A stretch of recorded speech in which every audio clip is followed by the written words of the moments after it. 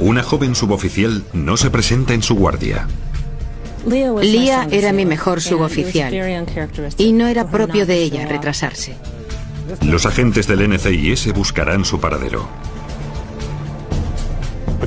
La transacción más interesante es esta, a las 4:50. Su tarjeta de crédito sirvió para sacar $20 del cajero. Pero la cámara de un banco revela que se ha cometido un crimen. Fuera quien fuera el autor, se había convertido en enemigo de la Marina estadounidense y sería juzgado. ¿Podrá el NCIS encontrar al sospechoso antes de que vuelva a matar? Nazem 86. La base naval de Washington es la instalación más antigua de la Armada. Aquí se deciden las operaciones más importantes de la Marina a nivel mundial y las medidas de seguridad son estrictamente acatadas. Entre los 1.200 marineros, la suboficial Leah Ann Brown, de 24 años, está destinada en transportes marítimos.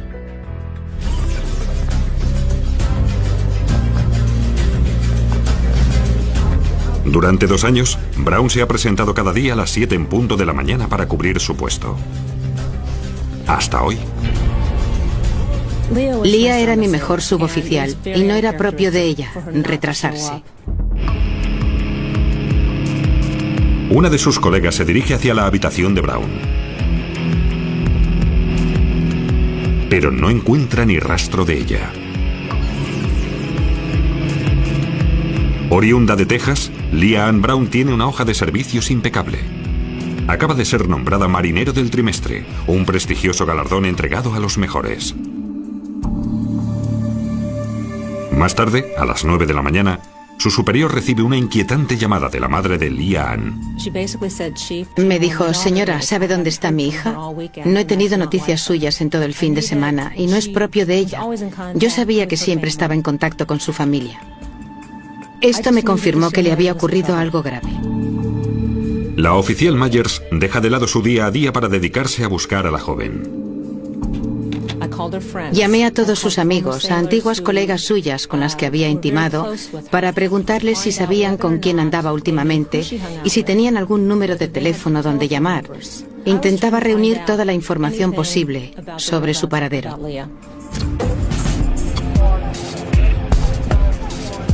Pero pasan las horas sin nuevas informaciones hasta que se presenta una pista.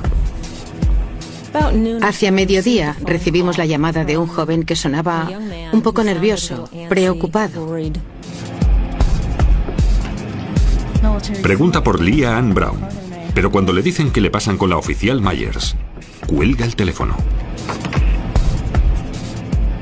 Sin embargo, teníamos identificador de llamadas. Y tras comprobar desde dónde había sido realizada la llamada, descubrimos que fue desde un motel. El corazón me latía con fuerza porque me agarraba un clavo ardiendo. Tenía una madre buscando a su hija, yo buscaba a una suboficial y había recibido una llamada de alguien que me había colgado. Guiándose por la intuición, la oficial envía a un cadete al motel para ver si Brown ha pasado allí el fin de semana. Pero el recepcionista no la reconoce. Ya han pasado 9 horas desde la desaparición de Brown.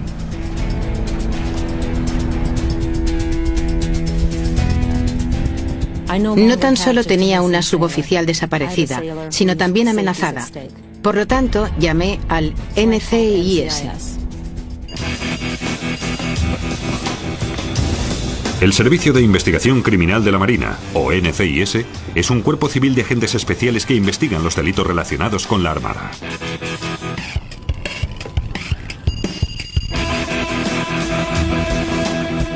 El marinero que no se presenta a la hora debida no comete ningún delito, pero la suboficial Brown tenía un historial impecable, siempre puntual.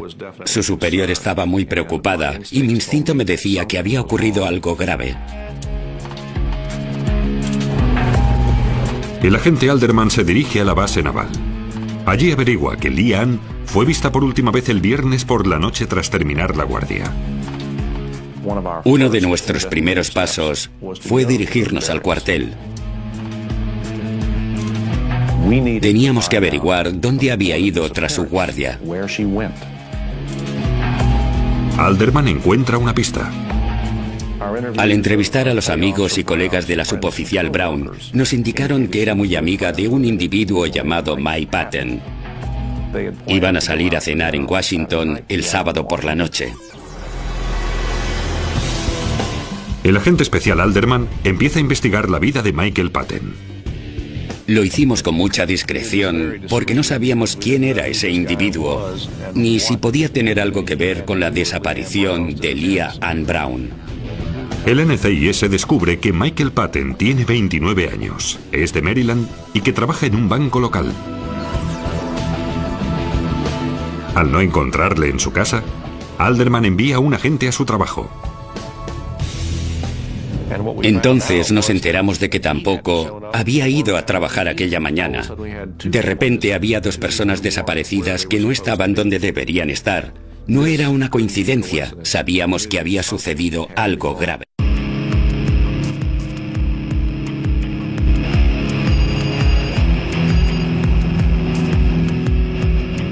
Entonces, Alderman intenta remontarse en el tiempo y seguir los movimientos de la pareja aquella noche. Sabíamos que la suboficial Brown se había marchado de su cuartel hacia las 7 de la tarde del sábado. Lo que sucedió a continuación era de una importancia crucial. Nuestra investigación confirmó que Leah Ann Brown y Michael Patton habían estado en un local aquella noche. Primero habían cenado con unos amigos y luego habían ido al bar a tomar algo. Cuando el agente Alderman interroga al barman, consigue una identificación positiva. El barman recordaba en especial a Leah Ann Brown. Había estado en aquel bar en varias ocasiones. El barman le dice que Leah Ann y Michael se habían marchado hacia las 2:15 de la madrugada, y allí se pierde su rastro. Nadie les había visto subir al coche. No encontramos a nadie que pudiera decirnos hacia dónde se fueron. En cuanto salieron del bar, Leah Ann Brown y Michael Patton se esfumaron.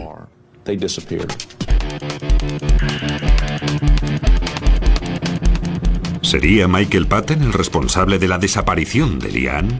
Una conmocionante revelación permite a los agentes acercarse a la verdad.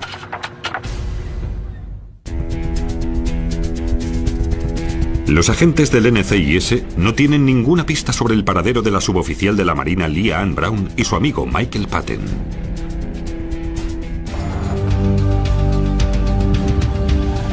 Mientras tanto, al otro lado del río, en Maryland, la policía local está trabajando en otro caso. Jackie Brodus es una detective del departamento de policía.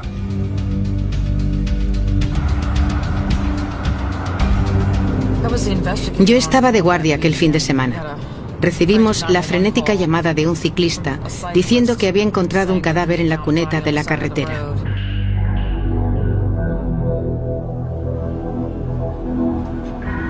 El escenario del crimen es una remota zona boscosa a unos 30 kilómetros de Washington. Un ciclista ha denunciado el hallazgo del cadáver de una mujer justo al lado de la carretera. Hemos venido hasta aquí y hemos empezado a acordonar la zona, cuando de repente hemos descubierto otra víctima, esta vez un hombre, aquí, cerca de la otra. Un doble homicidio. ¿Ninguno de los 2 cadáveres llevaba ningún tipo de documentación? No, ninguno de los 2 llevaba nada. En este punto, lo único que sabe la policía es que tienen 2 víctimas sin identificar y un crimen muy desconcertante. Normalmente nuestro instinto nos dice de qué tipo de crimen se trata, pero este caso era muy poco habitual. No sabía qué pensar, ninguna identificación en los cadáveres tirados simplemente al lado de una solitaria carretera secundaria o arrastrados hasta allí. La investigación debe empezar con la identificación de las víctimas. La detective Brodus empieza consultando las líneas policiales. Llamé a distintas jurisdicciones y pregunté si tenían alguna denuncia de personas desaparecidas. Además, se transmitió la información a los medios de comunicación, a los canales locales, con la esperanza de que alguien se manifestara y dijera que tenía algún amigo o a alguien desaparecido. Durante toda la noche, las líneas de la policía reciben llamadas de todo el condado. Normalmente, ese tipo de llamadas no suelen tener nada en común. pero un nombre en concreto se repite una y otra vez. Recibimos numerosas llamadas acerca de una persona, Michael Patton. Más tarde, aquella misma noche, los padres de Michael acuden a comisaría donde identifican a la víctima masculina. Es su hijo, Michael Patton.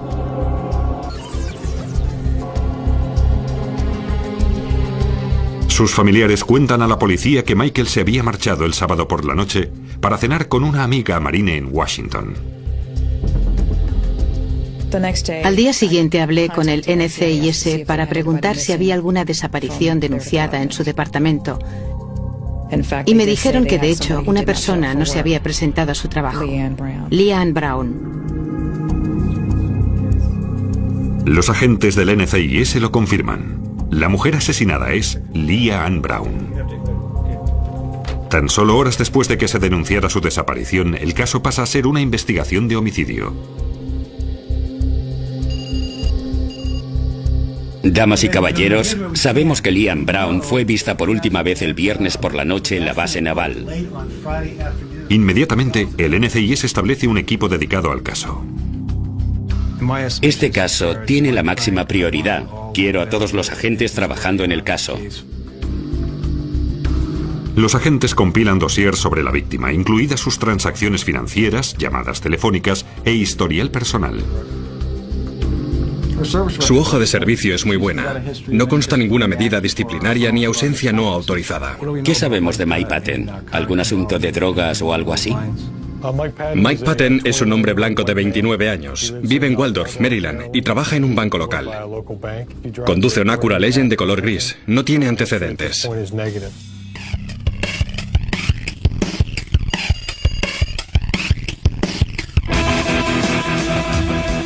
El agente especial Frank O'Donnell dirige el equipo operativo en la investigación del homicidio.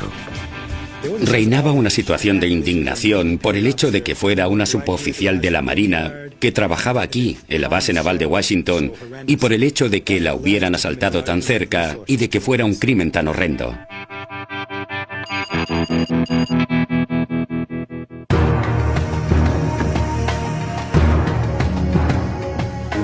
La primera gestión de O'Donnell, reunirse con la detective Jackie Brodus para hablar de la autopsia. Los cadáveres aparecieron en esta zona. La mujer estaba más cerca de la carretera. Según el médico forense, tanto Patton como Brown fueron asesinados en algún momento de la madrugada del domingo. La causa de la muerte son heridas de bala. La forma en que han muerto, por homicidio.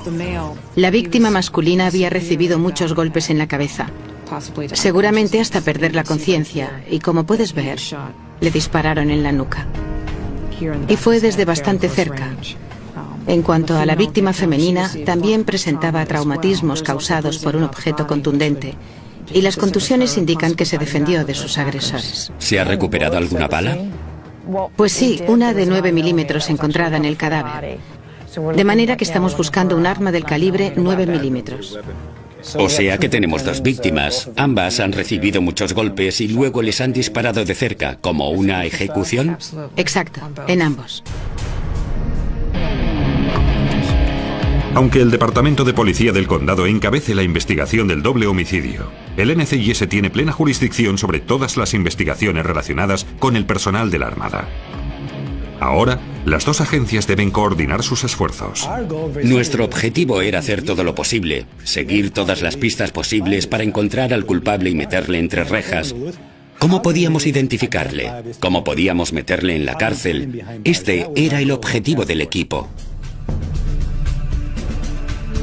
La autopsia ha proporcionado una importante pieza de evidencia forense, una bala encontrada en el cadáver de una de las víctimas. Al analizarla pude establecer que se trataba de una bala de 9 milímetros y que había sido disparada por un arma de ese calibre. El experto en balística, Arnoldo Espósito, examina la bala para buscar cualquier señal que indique el modelo y su fabricante. El cañón de las armas de fuego presenta unas huellas en su interior, una serie de estrías. Al igual que una huella dactilar, las estrías de la bala son exclusivas del arma con la que ha sido disparada. De manera que si ha sido utilizada en otro caso, habrá constancia en el sistema informático de la policía científica. Sin embargo, el examen de Espósito revela un inesperado detalle. Distinguí unas marcas únicas en la bala. Sin embargo, no eran unas estrías bien definidas como suelen ser en estos casos. Eran muy tenues y estaban repartidas por toda la superficie de la bala, por lo que deduje que la bala había sido disparada con una pistola de un calibre superior. Por lo tanto, el asesino se había equivocado y había cargado el arma del crimen con una bala demasiado pequeña para la pistola. Espósito revisa entonces el informe inicial. Al principio creíamos que se trataba de un arma de fuego del calibre 9. Pero al profundizar en el análisis pudimos determinar que se trataba de un arma de calibre distinto, posiblemente del 40. Una información importante, pero que implica que las marcas que presenta la bala no pueden cotejarse con las huellas estriadas en la base de datos balísticos de la policía. La pista de la bala es un callejón sin salida. Los agentes del NCIS se concentran entonces en el escenario del crimen.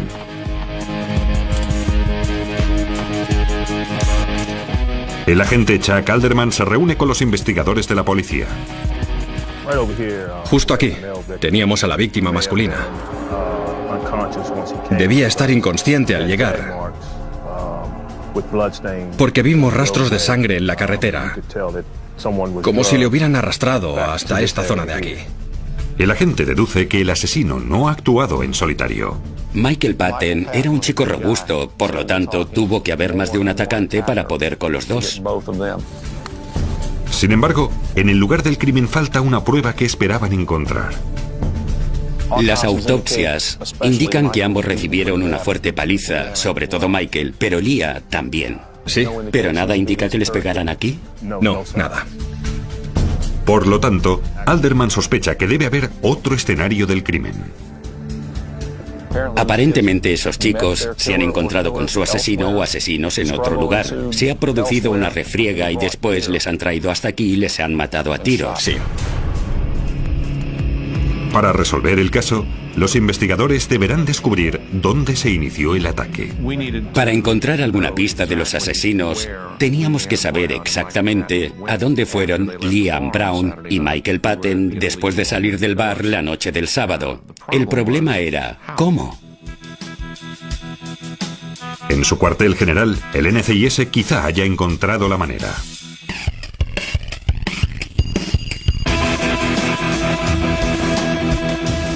El agente especial Jay Doyle está siguiendo el rastro de Brown mediante su tarjeta de crédito. Intentamos seguir sus movimientos mediante sus transacciones financieras. Pero Doyle descubre una discrepancia. A las 2:04 la tenemos en el Club de Washington, donde pagó su cuenta. Pero la transacción más interesante es esta, a las 4:50. Su tarjeta sirvió para sacar $20 del cajero de un banco en Washington. Y según la autopsia, a las 4:50, cuando se utilizó la tarjeta, ambos ya estaban muertos. Alguien había utilizado la tarjeta de crédito de Leah Ann después de su muerte. Una pista importante para Doyle. En todos los cajeros automáticos hay una cámara de seguridad, así que esperábamos conseguir una imagen del sospechoso. La cámara de seguridad ha captado la imagen del asesino, pero no es lo que todo el mundo esperaba.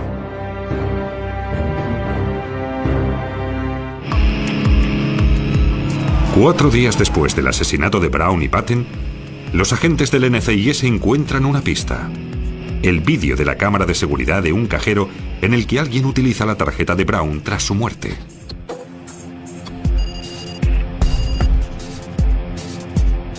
Esperábamos que ese vídeo del cajero automático nos diera la imagen del asesino para poder así buscarle y detenerle. Pero el vídeo solo muestra la imagen borrosa de un hombre enmascarado. Nos quedamos muy decepcionados. Estaba tan desenfocado que ni los expertos audiovisuales pudieron hacerla más clara. Sin embargo, el vídeo proporciona un punto de partida. La transacción pudo llevarse a cabo, por lo tanto debía conocer su número secreto. Además llevaba una máscara. Se esforzaba en ocultar su identidad. Por lo tanto sabíamos que tenía algo que ver con el asesinato de Leanne y Michael.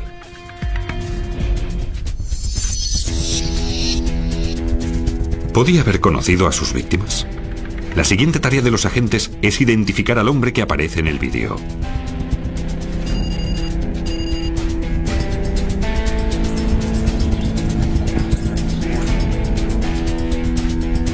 Los investigadores piden a los mandos de Brown que comprueben si tuvo algún contacto extraño.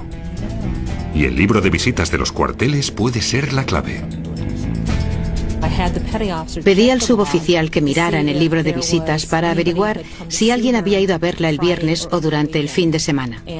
Y en este lapso de tiempo estaba inscrito un visitante bajo el nombre de John. Esta información dispara todas las alarmas. La suboficial de administración me dijo que conocía a ese tipo y que era una mala influencia. Aquel joven había sido expulsado de la Marina. No era el tipo de persona a la que debiera permitirse ni siquiera entrar en la base. Los agentes del NCIS siguen el rastro de esta pista. Identifican a ese hombre como John Leon Smith. Tenía 24 años y se había enrolado en 1999. Su entrenamiento inicial fue en Great Lakes y terminó en Meridian, Mississippi. Según los colegas de la suboficial Brown, John había trabado amistad con Leanne durante el entrenamiento básico. Pero a diferencia de Leanne, el joven tiene un historial conflictivo. En realidad todo empezó cuando terminó el entrenamiento. Le tacharon de joven problemático. Su historial es bastante largo. En el 2000 le detuvieron por conducir bajo los efectos del alcohol y las drogas, violaciones del reglamento. Una serie de incidentes relacionados con el consumo de drogas y alcohol le habían dado una mala reputación. Fue sometido a 2 exámenes psicológicos y tras el último se le incapacitó para servir en el ejército. Fue dado de baja de la Marina pocas semanas antes de la desaparición de Leanne. Cuanto más ahondan en la investigación, más sospechoso parece. Varias fuentes nos dejaron entender que John estaba enamorado de Leanne y que estaba de alguna manera obsesionado con ella, por lo que sopesamos la posibilidad de que se hubiera producido una escena de amor despechado. El equipo operativo envía a un agente a la base para localizar al exmarinero. Durante todo el día, el agente Alderman entrevista a los colegas y superiores del sospechoso. Las personas entrevistadas nos dijeron haber visto a aquel individuo merodeando alrededor del cuartel de Leanne Brown el viernes, la víspera de su desaparición. Teníamos que hablar con aquel tipo. Pero el NCIS se topa con un contratiempo. El problema era que su último domicilio conocido eran los cuarteles de la base naval. No sabíamos dónde encontrarle después de que le dieran de baja.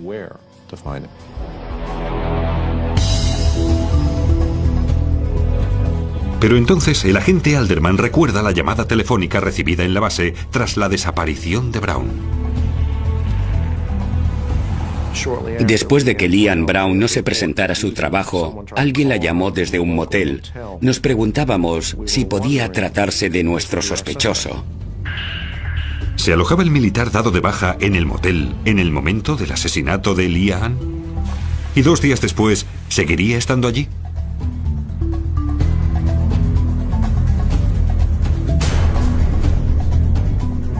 Llegamos demasiado tarde. Confirmamos que nuestro sospechoso se había alojado allí durante el fin de semana, pero se había marchado el lunes por la mañana. El registro telefónico demuestra que la llamada a la base naval procedía de la habitación de John Smith. Los investigadores registran todo, pero no encuentran nada. Suponiendo que aquel individuo tuviera alguna información sobre los asesinatos, se nos había escapado. ¿Era John Smith un acosador celoso que persiguió a la mujer que le rechazaba? ¿Y la había matado?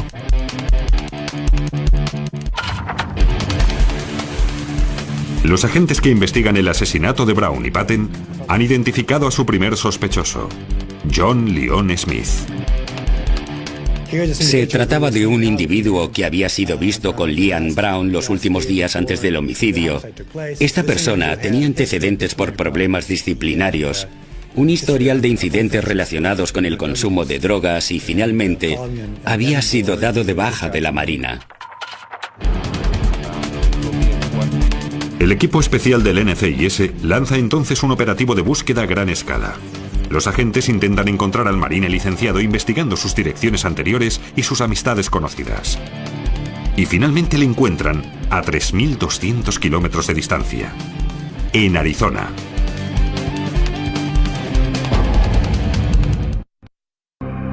Debido a la reputación de Smith, los agentes esperan un interrogatorio muy duro. Pero para su sorpresa, el sospechoso se muestra ingenuo y dispuesto a cooperar.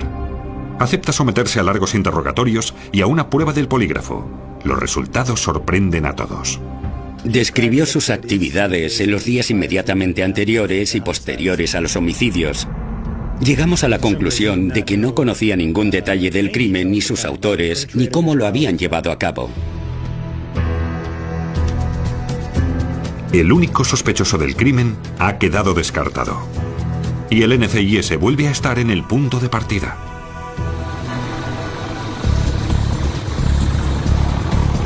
Pero no por mucho tiempo.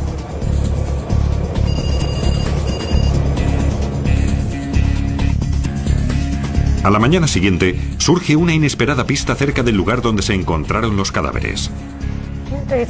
Pocos días después de los asesinatos, recibimos la llamada de un sacerdote que había encontrado 2 charcos de sangre en el aparcamiento de la iglesia.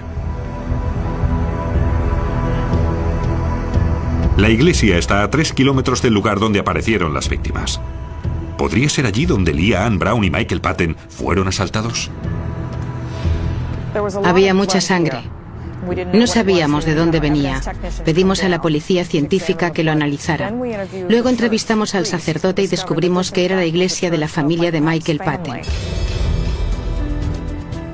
Esta coincidencia nos alertó, de manera que registramos los alrededores en busca de alguna prueba. La búsqueda proporciona un importante hallazgo. En una calle residencial a 3 kilómetros de allí, aparece el coche de Michael Patton. Tuvimos la sensación de que el caso empezaba a aclararse. Ahora teníamos el vehículo y con un poco de suerte quizá encontráramos huellas dactilares.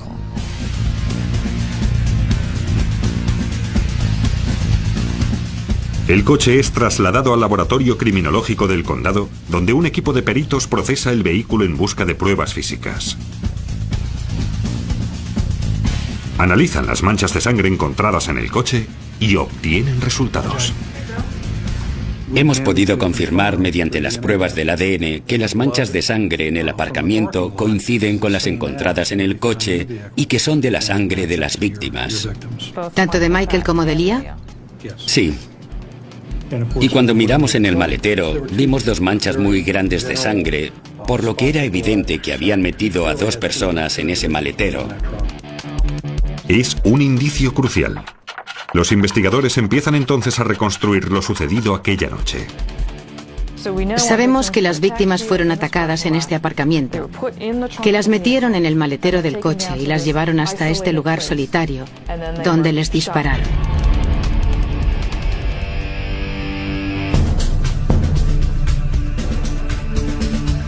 Ahora que ya saben cómo ocurrió el crimen, dedican toda su atención a averiguar quién pudo cometerlo.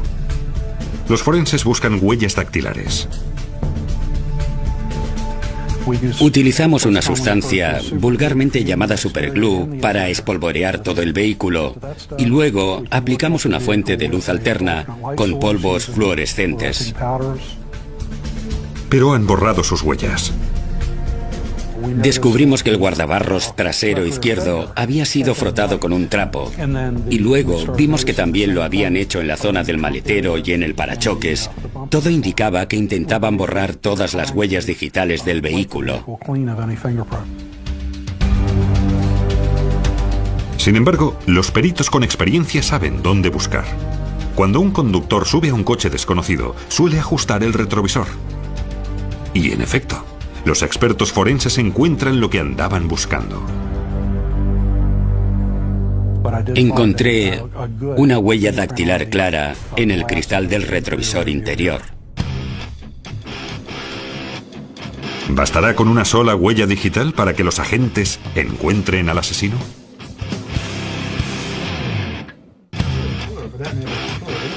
Los agentes que investigan los homicidios de Brown y Patten ya tienen su primera pista importante: la huella dactilar de un desconocido en el coche de la víctima.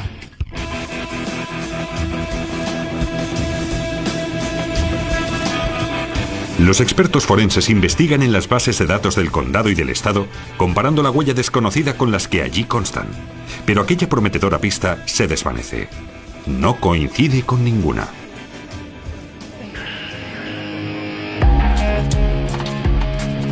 La detective Brodus llama al equipo operativo especial para darles la mala noticia. Sin embargo, el descubrimiento del coche les inspira otra teoría. La cercanía de la iglesia, del lugar donde apareció el coche y del lugar donde se encontraron los cadáveres nos indujo a pensar que los autores del crimen debían vivir cerca. Si no, ¿cómo habrían vuelto a casa si utilizaron el vehículo? El equipo operativo diseña una nueva estrategia.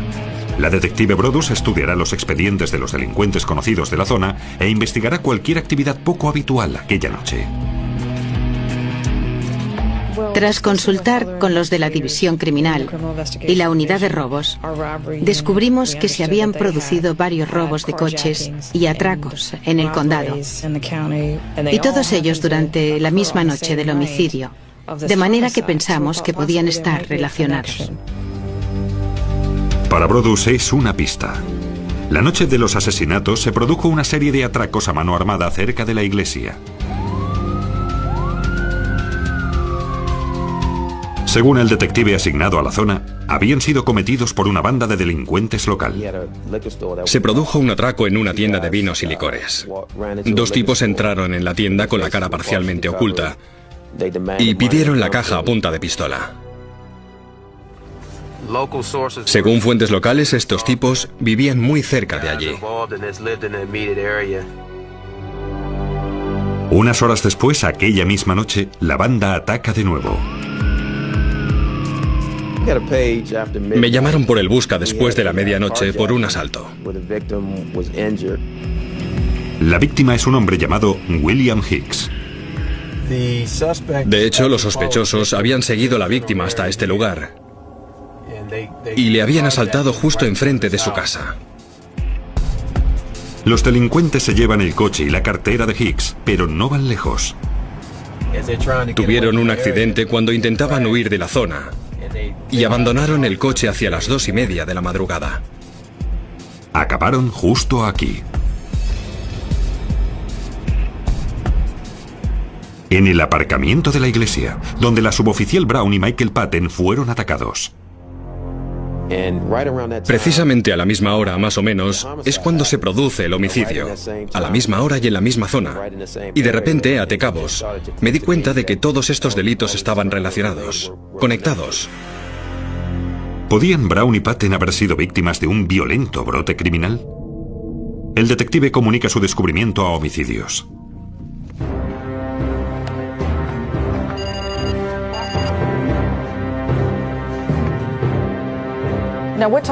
¿A qué hora se produjo el atraco en la tienda? Atracaron la tienda hacia las 9:30 de la noche. Y también está en la misma zona. Bien, entonces se produce un atraco a las 9:30 y el asalto al coche, ¿a qué hora fue? Hacia la 1:30 de la madrugada. Y Brown y Patten fueron atacados una hora más tarde. Las piezas encajan. Aquí tenemos la iglesia y aquí la tienda de licores. El asalto al coche fue aquí. Fue un fin de semana ajetreado, hubo muchas llamadas. Lo peor fue el homicidio. Fue una progresión de crímenes cometidos durante el fin de semana, todos ellos en una sola noche. Pero los investigadores seguían sin identificar un sospechoso. Estáis barajando un par de nombres. ¿Cuándo tendréis sus fotos? Ahora mismo. Pues imprimir bastantes para enseñarlas a la víctima del asalto en el coche y el atraco en la tienda. De acuerdo. Quizá consigamos una identificación. Si la banda de delincuentes local es responsable del asesinato de Leah Ann Brown y Michael Patten, El NCIS necesitará pruebas contundentes.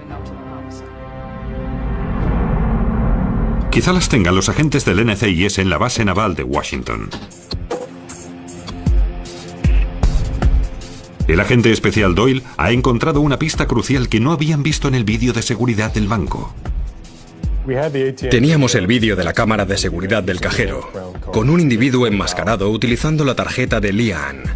Una transacción así suele tardar 1 minuto, pero esta se prolongó 6 minutos. ¿Qué estaría haciendo durante ese tiempo? No podíamos ver qué estaba haciendo, pero sabíamos que debía estar haciendo algo. Cuando el agente Doyle estudia los registros del banco, encuentra la respuesta. El delincuente enmascarado intentaba utilizar otras tarjetas de crédito en el cajero automático. ¿Qué has encontrado? Aquí está la transacción con la tarjeta de Lian Brown. Pero el mismo individuo intentó sacar dinero con otras 4 tarjetas y no lo consiguió. Es decir, que el mismo tipo que utilizó la tarjeta de Lian Brown intentó también sacar dinero con las de otras personas. En realidad no. Todas pertenecían al mismo individuo. Y cuando Doyle compara su nombre con el de la lista de víctimas de aquella noche, encuentra una coincidencia. Mira eso. William Hicks es el conductor al que le habían robado el coche en el condado de Prince George a la 1:30 de la madrugada. ¿Podrá la víctima del asalto al coche guiar al NCIS hasta el asesino de Brown y Patten?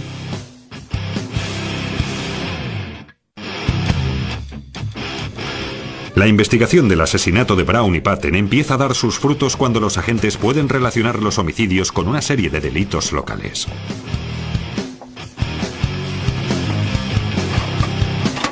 El agente Frank O'Donnell informa a la detective Brodus de su descubrimiento.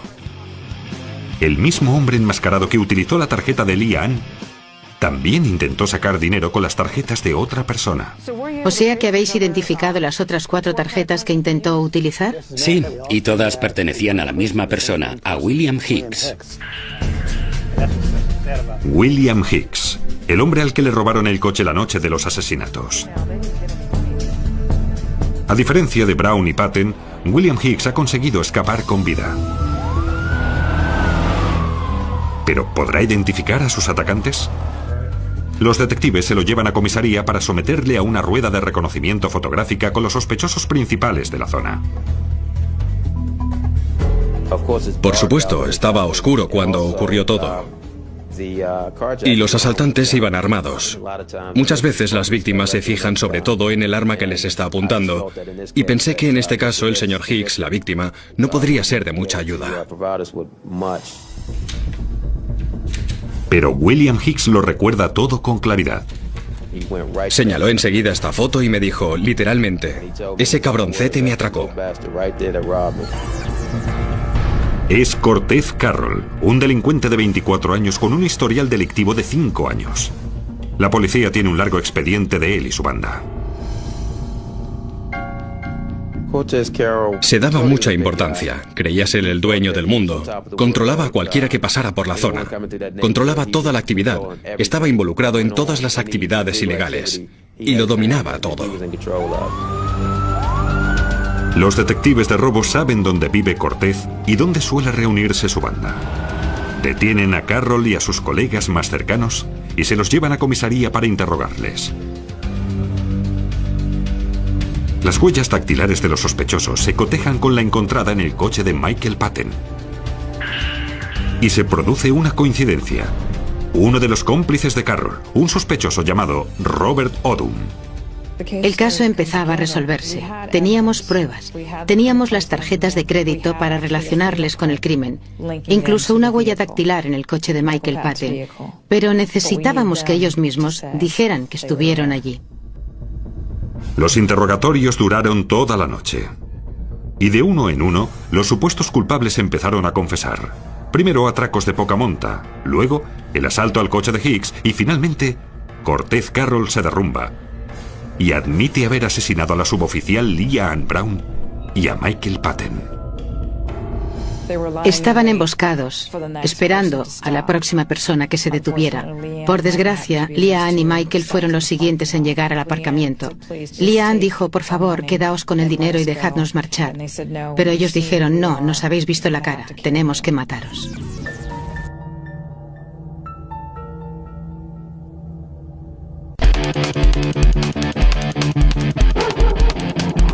Al registrar las casas de los sospechosos, la policía encuentra pruebas que confirman su culpabilidad. El pasamontañas utilizado en el cajero automático, una cartera perteneciente a Leanne y una pistola propiedad del principal sospechoso. Cortez Carroll se la había dado a alguien que a su vez la había vendido en la calle. Conseguimos que la persona que se la compró nos la entregara. Los expertos en balística cargan el arma del calibre 44 con una bala de 9 milímetros, tal como lo había hecho el asesino. Luego, disparan con ella y comparan la bala percutida con la bala encontrada a raíz de la autopsia. Los resultados son positivos. Coinciden.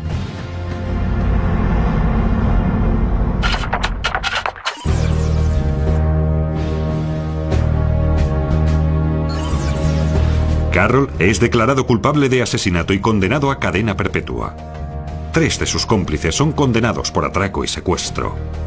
Sin embargo, es una victoria agridulce. Es tan horrendo lo que hicieron por $20. Pegar una paliza tan brutal a 2 personas y matarlas luego a tiros. Ejecutarlos porque les habían visto la cara. Trabajando en equipo, el NCIS y la policía local han resuelto un caso difícil en tan solo unas semanas. Aunque no pudimos salvar a la suboficial Brown y a Mike Patton, me siento orgulloso de haber podido identificar a sus asesinos y haberles llevado ante la justicia.